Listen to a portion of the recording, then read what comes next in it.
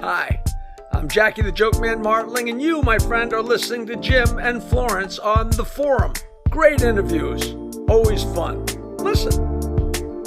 Hi everyone, this is James Patrick, formerly known as Jim Jax. We're trying to get verified, so a lot of my celebrity friends have told me to go by my more formal name so that the verification process won't be so bad. So I'm going to do it. It's very important that we do get verified, and being a non-celeb is a little bit difficult, so please bear with us. But thank you all for joining me.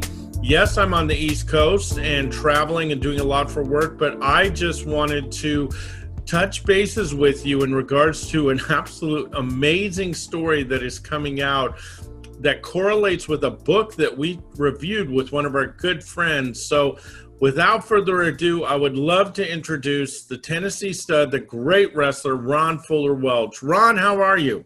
I'm great. Jim, doing fine, man. How are you?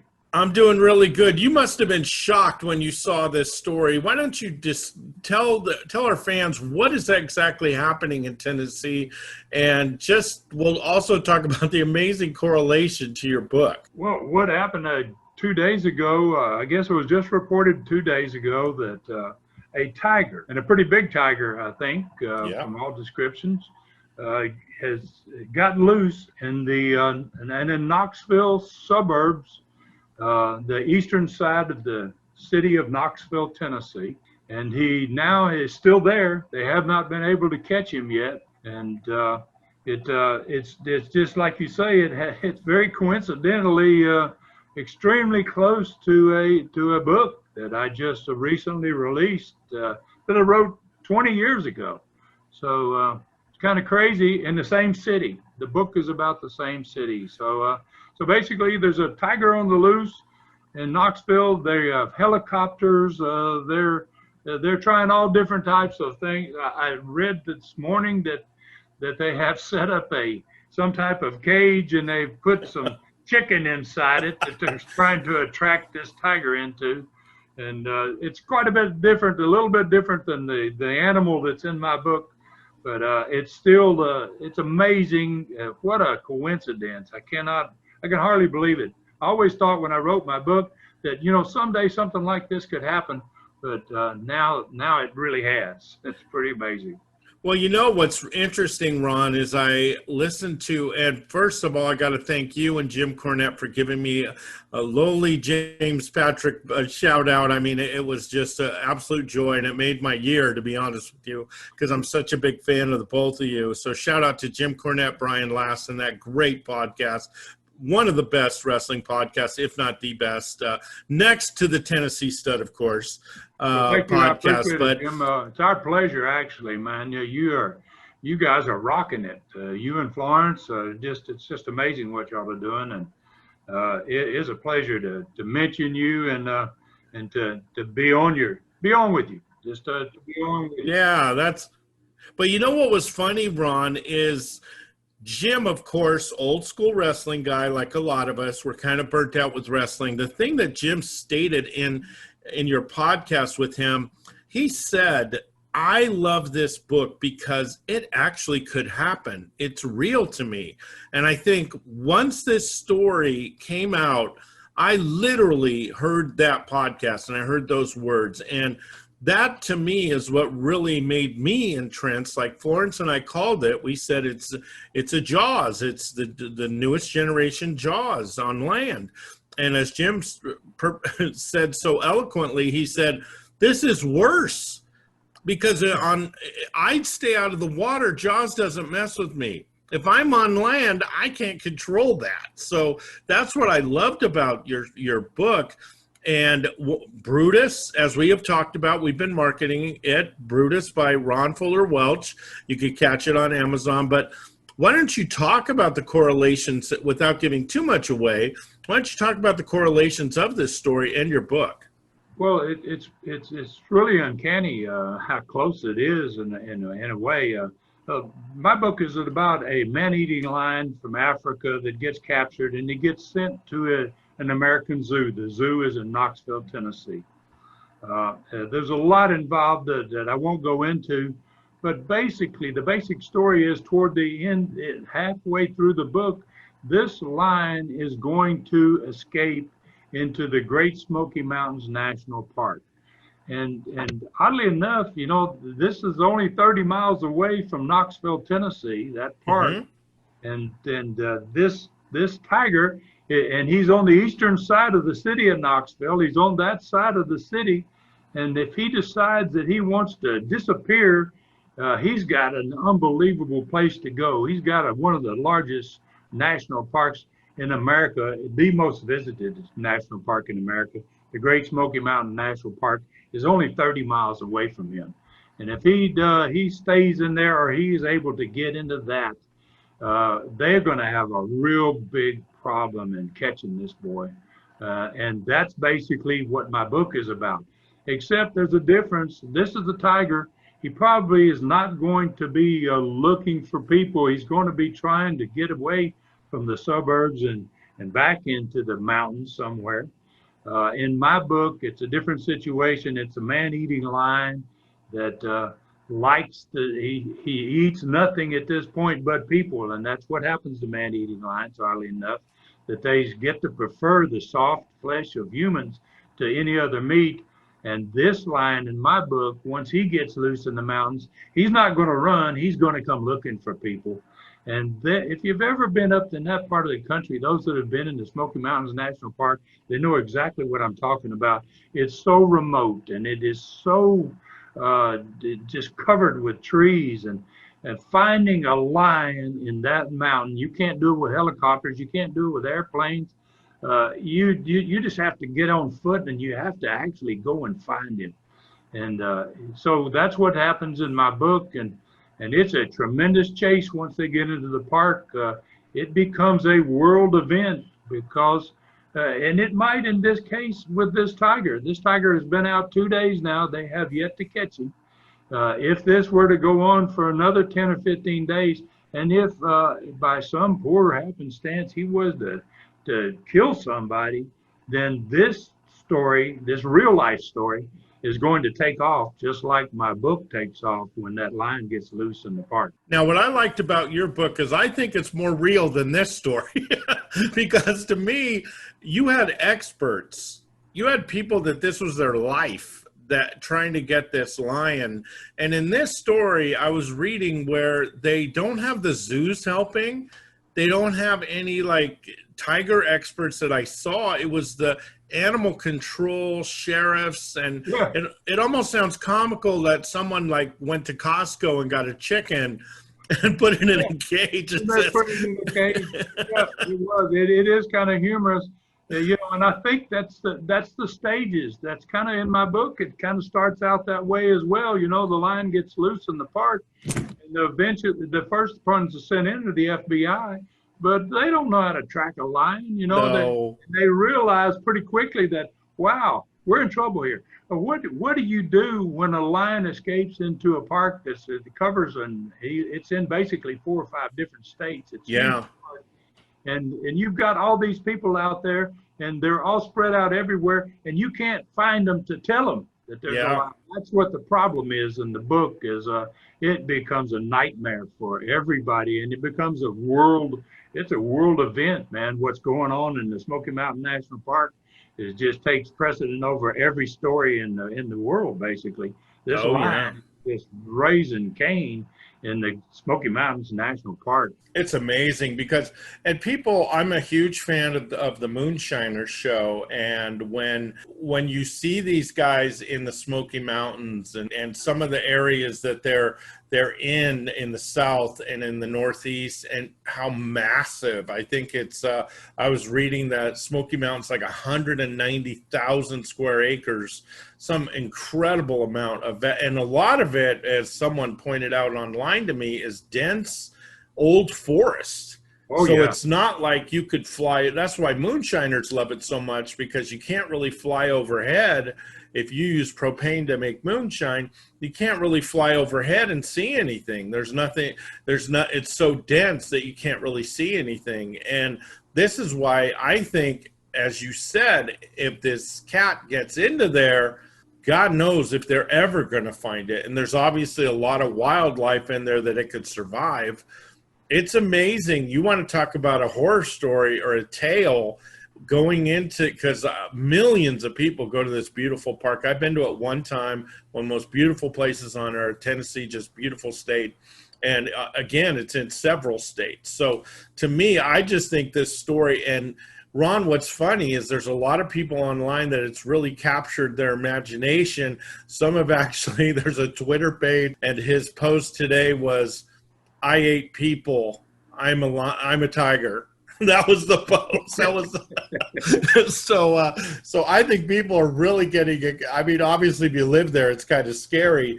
But this is what is amazing is your story, the fear that you have, and you don't, and then you're so torn because you don't want to see the animal die, but you don't want to, but you realize it's dangerous, and what do you do? How do you react? Do you have compassion? And then something happens, obviously, and then you change your mind. You don't want it to kill people, but again, also you want to catch the thing. And these animals are smart, and they're very athletic, and they could do pretty much anything. Tigers are amazing. And some say, well, the tigers don't like water. Tigers swim. You see a lot of specials on tigers. They love to swim. Some don't like it as much, but these are huge cats. And it just blows me away. When I first saw it, I just thought to myself, gosh, we put up some posts. You guys made me set some jokes, but I'm telling you, I checked it twice. This story is a legitimate worldwide story. It's being covered everywhere. And how do you think this is going to end, Ron? Do you think it's going to be kind of like your book, where they slowly realize they're screwing up by not taking this, not bringing in everyone right away? And do you think this cat can get away? I think the cat can get away. I really believe it's possible. Anybody that's ever walked or hiked in that mountain range will tell you instantly, my gosh, they're not going to find him from the air. So they've got to track this. They've got to track this tiger on foot, just like my lion in my book. And it's going to be a real difficult thing. Actually, in the end of my book, they couldn't catch him. They realized that we're not going to get him. The dogs were getting killed. They used the hounds to try to get him, and the dogs were all getting killed by the lion before the guys could get to the dogs. And they eventually had to figure out, and that may be what would happen in this one. They had to go back and find the guy that captured him in Africa and bring him to America. Yeah, catch this lion for a second time. I read this morning where the zoo was kind of shocked they haven't contacted them, but they really haven't reached out. And I just think they're way in over their head.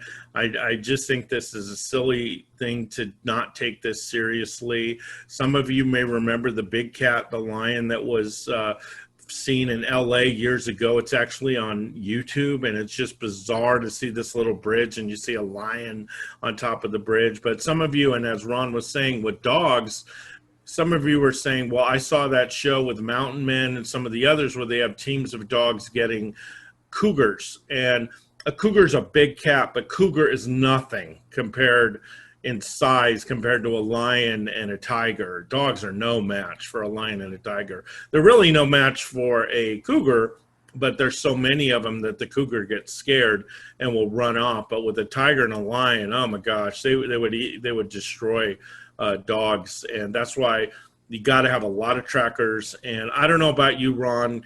God bless the sheriffs, and God bless. I had a neighbor who lost their dog, and when the sheriff came up, I don't think they could have found a stop sign, let alone the dog. So I don't think this is going to end all that well. You could be right. You could be right. I hate to use the pun, but I think they got a tiger by the tail when they See, that should be. Now, again, Brutus, and make sure you go to the Tennessee Stud. We're going to post this on Monday. We're going to put all his links again.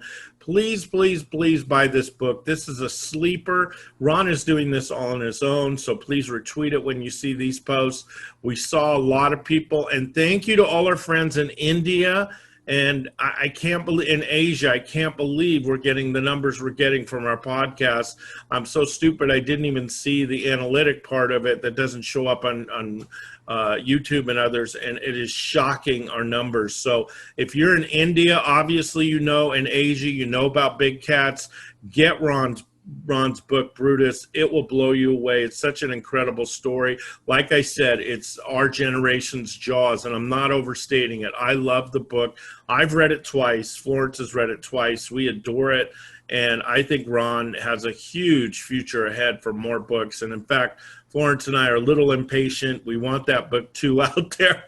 but like I said, what a great book, Ron. And it must be exciting to slowly it's going to take a lot of time, because you're doing this, without a lot of publicity, without a lot of stuff. You're doing this kind of a groundswell. But it must be exciting that more and more people, we saw the great Mick Foley do a video.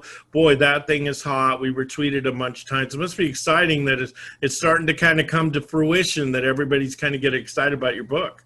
It's amazing. And I thank you and Florence so much. You kind of started the ball rolling for me.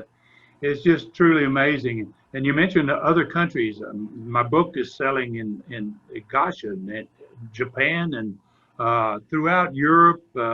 It's really catching on, and it's a unique story. And and it's just really odd, coincidental. I had some people on social media today said, "Ron, you were always the great marketer, and when you're wrestling business, where did you find this tiger, and when did you turn him loose?" Are you trying to sell books? When that story came out, I told Florence, I said, this cannot be true. So I even called the Tennessee sheriff. I did. I called the Knoxville, Tennessee. I said, is this true? Because I thought this was just kind of, people making fun or a hoax of some kind online. But I just thought, oh, my God, Ron got some of his old hockey buddies out there, and they're spreading the story. I couldn't believe it. But last thing I wanted to plug for Ron, I absolutely loved his podcast on Jerry Lawler, and of course Bullet Bob Armstrong. Oh my gosh, the total icon, the iconic figure, and it's amazing the outpouring of support for all the passing of him, for all the people that really, even though he was older and his wife had passed away and he had some bad health, it's still hard for someone as good as him to kind of leave. Why don't you give a couple minutes of your relationship with Bob, and also what you have upcoming in an amazing special podcast that even Jim Cornette says is going to be an all-time great podcast. Yeah, I do a weekly studcast, it's called. It's an hour program weekly. I come from the oldest and largest wrestling family in the world. Been in it for 100 years. Bob Armstrong was just a phenomenal wrestler. He was so good that I got him into my company. I was lucky enough to talk him into becoming a partner in my continental and my southeastern wrestling. And he is just, as you say, an iconic figure in wrestling, especially in the South, and loved by so many people. It's unbelievable.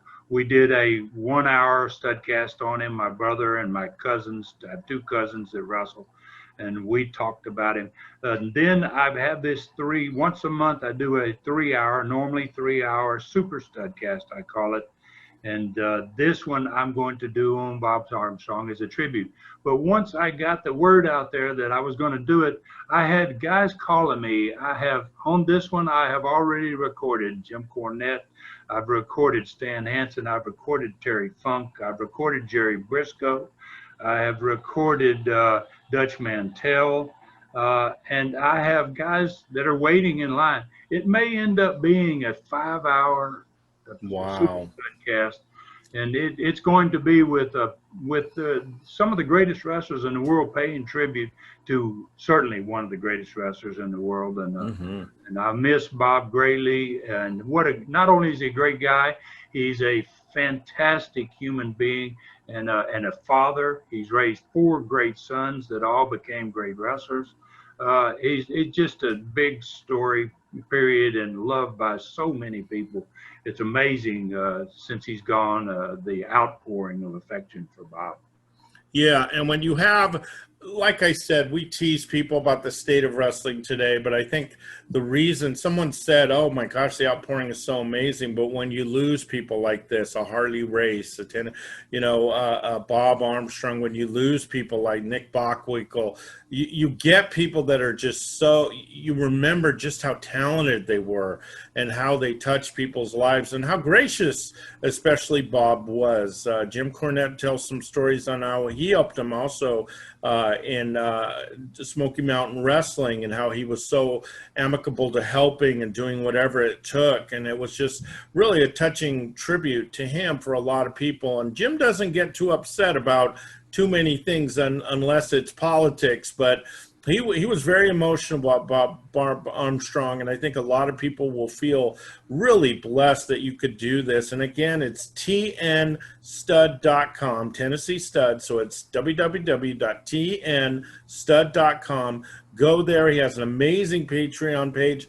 Some of you, I'm going to be real right now, I think a lot of people waste money on bad entertainment. Can you believe the Disney Channel is charging $30 for one movie? And yet, for the small price that you pay for under $5, for under $10, you could get such entertainment. I'm telling you, this is the best entertainment you could get. 1 hour, 2 hour, 5 hour. It's amazing what you give for the price that you have to pay. So please stop spending money on these silly movies and it's just, go to something like this and it will make your heart warm and you'll get to learn. I love learning about the history of these guys and behind the scenes, and it's an amazing. So please go to Ron's site and check it out. Join his Patreon site. You will never be, and obviously Brian Last does an incredible job on the Arcadian Vanguard with all his podcasts. So please, you guys, support these guys. I got a lot of wrestling podcasts trying to get me to support them, but there's only a handful that I do. And that's why I'm so excited about this, Ron. Ron, I'll give you the last word on what's going on with all this stuff and what you would like, just what's upcoming, and also talk about your website. Like I said, it's just a remarkable event. I guess when you're an author and you write a story and it's fiction, and all of a sudden something happens that's not fiction and it's real life and it's pretty much your story. This tiger gets loose in that park, and this becomes the search that it possibly could turn into. My book it mirrors my book in so many ways. That people will really think that I'm a prophet of some kind. It's just absolutely outrageous. But it could be an extremely tough event. If the tiger doesn't attack people and he doesn't hurt anybody, that'd be wonderful. If he disappears in there and never hurts anybody, they'll know it's there, and they'll always at night, I'm sure, when they're sleeping in that park, be thinking, wonder where that tiger is. Oh, I'd love that. I'm demented, I guess, but I would love that. Ron, you know what Florence and I think about you. We adore you, and we think your work is amazing, and I'm so glad for all the success. Everything you touch turns to gold eventually. May take a little bit of time, but please, everyone, be supporting him. We are going to be, I'm actually have a meeting next week with some Asian sites that want to do a little bit more promotion with our stuff. And you Japan, especially Japanese wrestling fans, Ron and his work and his family. You respect wrestling. You respect all the work Ron's done. Please get into this book. I guarantee you will love it. Again, it's our generation's Jaws. Let's get this going. Let's get more sales. Let's get more people learning about it. Retweet it. You don't need me. Get the post and show. And also, last thing, reviews. We're not getting enough reviews, so make sure you guys do a review. It takes 30 seconds. Go on to Amazon, click on the review where it has all the reviews, and it will have you put it. It's 5 stars. Everyone's loving it. So thank you so much, Ron, for taking a little bit of your time to talk about this, and I'm sure we're going to bring this up in the upcoming weeks. This is a fun story. We hope no one gets hurt, but again, this is amazing. Well, thank you very much for being on. It's always a pleasure, Jim. All right, take care, Ron. And everyone, you take care. We're going to have this on Monday.